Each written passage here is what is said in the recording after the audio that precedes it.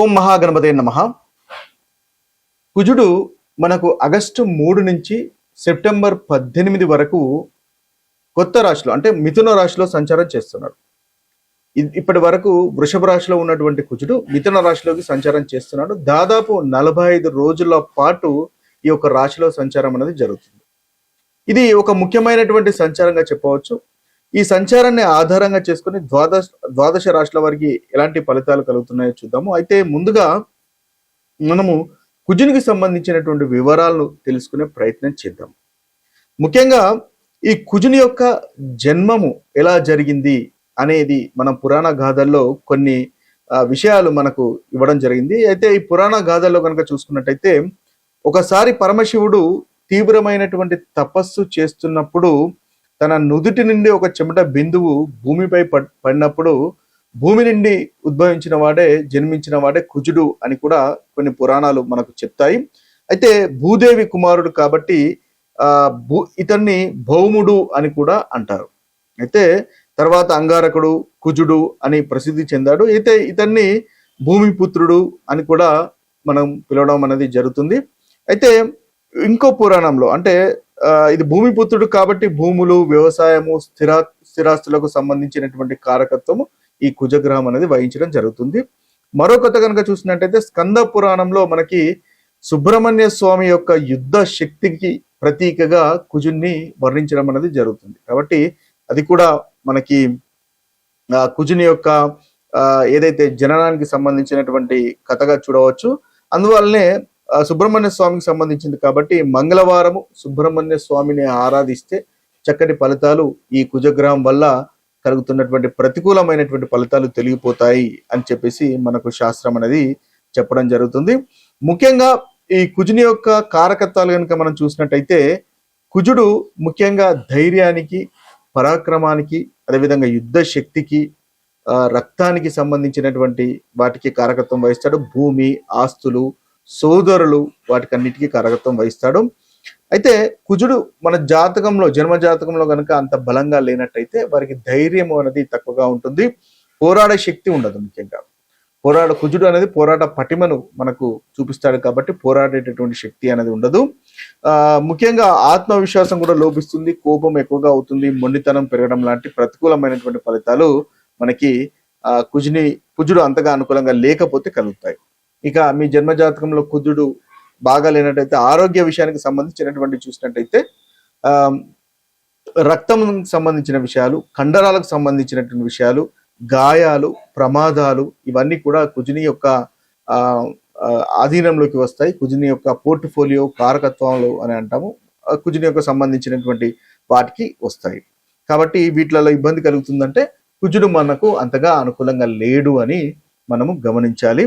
ఇక ధనానికి మనం ముందుగానే అనుకున్నట్టుగా రియల్ ఎస్టేట్స్ కి, భూములకు, జాగలకు, తర్వాత కాంట్రాక్ట్ సంబంధించినటువంటి విషయాల్లో, రియల్ ఎస్టేట్ కి సంబంధించిన విషయాల్లో కూడా కుజుడు ప్రాతినిధ్యం వహిస్తారు. కాబట్టి వీటిల్లో అనుకూలంగా ఉన్నట్టయితే మీ జాతకంలో కుజుడు చక్కగా ఉన్నట్టు అర్థము.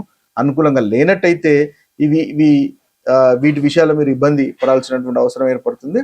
అయితే పరిహారాలు చేసుకోవడం వల్ల, కుజుడికి సంబంధించినటువంటి పరిహారాలు చేసుకోవడం వల్ల వాటి నుంచి అధిగమించగలుగుతారు. ముఖ్యంగా కుజుడు సూచించేటటువంటి వస్తువులు ముందుగానే అనుకున్నట్టుగా ఇల్లు, భూమి, వ్యవసాయ భూములు, ఆయుధాలు, యంత్రాలు, ఇనుము కూడా కుజుడికి సంబంధించినటువంటి కారకత్వం వహిస్తుంది. ఎరుపు రంగుకు సంబంధించినటువంటి విషయాలకు కూడా కుజుడు మన కారకత్వం వహిస్తాడు. కుజుడు కనుక బలంగా ఉన్నట్టయితే ధైర్యం పెరుగుతుంది, లీడర్షిప్ క్వాలిటీస్ పెరుగుతాయి, విజయాలు వస్తాయి, పోటీ పరీక్షల్లో విజయం అనేది సాధించుకోగలుగుతారు, మంచి ఆరోగ్యం అనేది ఉంటుంది, వ్యాపారంలో కూడా ధైర్యంగా ముందుకు వెళ్తారు. ఇవన్నీ కూడా మనకు కుజునికి సంబంధించినటువంటి కారకత్వాల్లో వస్తాయి. అయితే కుజుడు అంతగా అనుకూలంగా లేనట్టయితే కుజ దోషము, దాంపత్య జీవితంలో ఇబ్బంది రావడము, భార్యాభర్తల మధ్య చిన్న కలహాలు, సఖ్యత లేకుండా ఉండడం కూడా మనకు ఈ కుజగ్రహం అనుకూలంగా లేనట్టయితే కలిగేటటువంటి ఫలితాల్లో మనం ఒకటిగా చెప్పవచ్చు. అయితే ముఖ్యంగా కుజుని వల్ల కలుగుతున్నటువంటి ఈ ప్రతికూలమైనటువంటి ఫలితాలు ఏ రాశి వారికైనా సరే ఆ ప్రతికూలమైనటువంటి ఫలితాలు తొలగించుకొని అనుకూలమైనటువంటి ఫలితాలు పొందడానికి ముఖ్యంగా పరిహారాలు చేసుకోవడం వల్ల మంచి ఫలితాలు మీరు పొందుతారు. అయితే ఈ ముందుగా ఈ యొక్క ద్వాదశ రాశుల యొక్క ఫలితాలు చూద్దాము. ఆ తర్వాత వాటికి సంబంధించినటువంటి పరిహారాలు కూడా చూద్దాము. ఇక మీనరాశి వారికి మనం చూసినట్టయితే మీనరాశి వారికి ఆగస్టు 3 నుంచి దాదాపు సెప్టెంబర్ 18 వరకు ఉన్నటువంటి ఫలితాలు మనకు కుజగ్రహం యొక్క మార్పు వల్ల కలిగే ఫలితాలు చూసినట్టయితే ఇది 4వ స్థానంలో సంచారం అంతగా అనుకూలంగా లేదు. ఉద్యోగంలో ఆటంకాలు కనిపిస్తున్నాయి. రక్త సంబంధిత సమస్యలు, ప్రమాదాలు లేదా గాయాలు కలిగే సూచనలు ఉన్నాయి. తల్లిగారి యొక్క ఆరోగ్యం పైన శ్రద్ధ అవసరము. కడుపు మరియు జీర్ణకోశ సమస్యలు, మానసికంగా ఒత్తిడి ఉంటుంది. ఇంటి ప్రశాంతత తగ్గడము, ఆస్తి వ్యవహారాల్లో ఆలస్యము, వాహనాల విషయంలో కూడా కాస్త జాగ్రత్త అనేది అవసరము. ఈ రాశి వారు ముఖ్యంగా మంగళవారం సుబ్రహ్మణ్య స్వామిని ఆరాధించండి, ఆంజనేయ స్వామిని ఆరాధించండి. ఓం అంగారకాయ నమః అనేటటువంటి మంత్రాన్ని 108 సార్లు పాటించినట్లయితే చక్కగా ఉంటుంది. కుజునికి సంబంధించినటువంటి పరిహారాలు అన్ని రాశుల వారు ఏ విధంగా చేయాలో చూసినట్టయితే ఉదయం వ్యాయామం చేయడం కూడా ఒక చక్కటి పరిహారంగా ఉంటుంది. కోపాన్ని నియంత్రించుకోవడం కూడా కుజునికి ఒక చక్కటి పరిహారంగా మనం చెప్పవచ్చు. ఎవరితోనూ అనవసరమైనటువంటి వాదనలకు దిగకండి. కుజుడు మీ జాతకంలో అనుకూలంగా లేనట్టయితే ఇది ఆటోమేటిక్ గా చక్కటి ఫలితాలు మీకు కలుగజేస్తాడు. వాహనం కూడా నెమ్మదిగా గడపండి, తద్వారా చక్కటి ఫలితాలు మనకు కలుగుతాయి.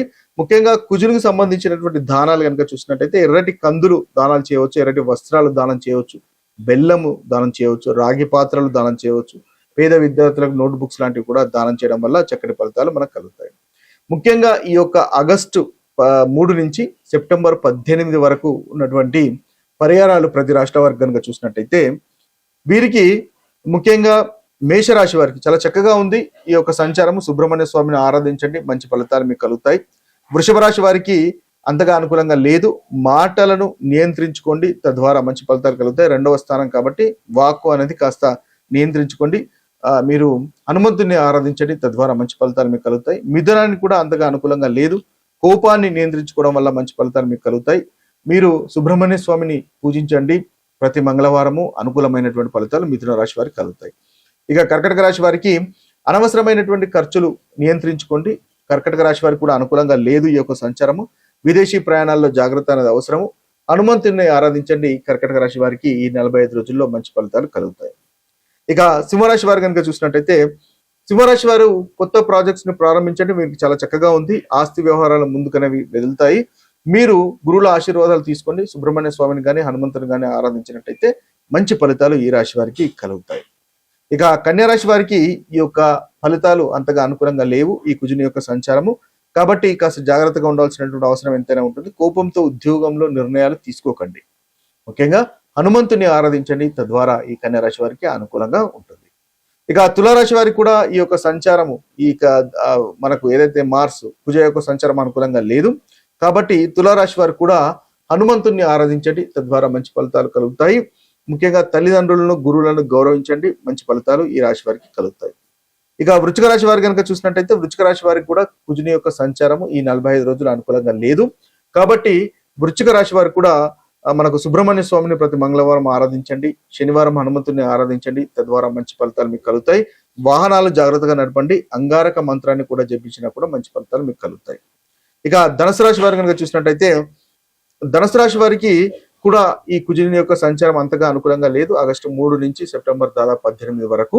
కాబట్టి ధనుసు రాశి వారు కూడా సుబ్రహ్మణ్య స్వామిని ఆరాధించండి ప్రతి మంగళవారం, లేదా హనుమంతుని ఆరాధించినా కూడా ప్రతి మంగళవారము మీకు చక్కటి అనుకూలమైనటువంటి ఫలితాలు ధనుసు రాశి వారికి కలుగుతాయి. ఇక మకర రాశి వారు కనుక చూసినట్టయితే మకర రాశి వారికి కూడా అనుకూలంగా లేదు. షేర్ మార్కెట్, స్పెక్యులేషన్ వాటికి దూరంగా ఉండండి. మకర రాశి వారు కుంభరాశి వారు ముఖ్యంగా చూసినట్టయితే పిల్లలతో సమయాన్ని గడిపించే ప్రయత్నం చేయండి.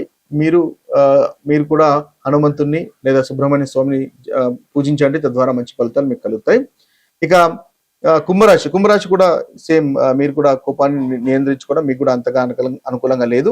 సుబ్రహ్మణ్య స్వామిని కానీ లేదా హనుమంతుని కానీ ఆరాధించండి.